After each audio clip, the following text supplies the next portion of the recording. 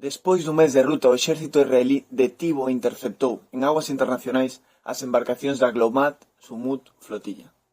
Entre a noite do mércores 1 de outubro e a madrugada do xoves 2 de outubro rematou a 129 km das costas de Gaza a travesía a iniciativa popular para romper o bloqueo sionista e levar a axuda humanitaria á franxa de Gaza.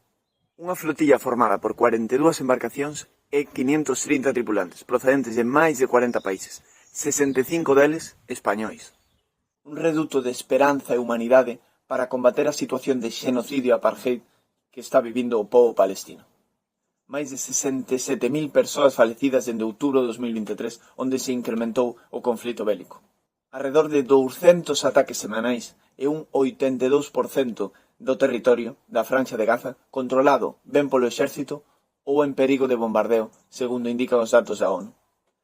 Despois das detencións, as últimas noticias semellan que os tripulantes detidos van ser repatriados aos seus países de orixe.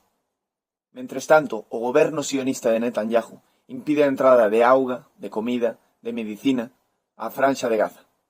Dende aquí queremos enviar unha mensaxe clara. Reivindicamos a solidaridade internacional e a solidaridade de clase.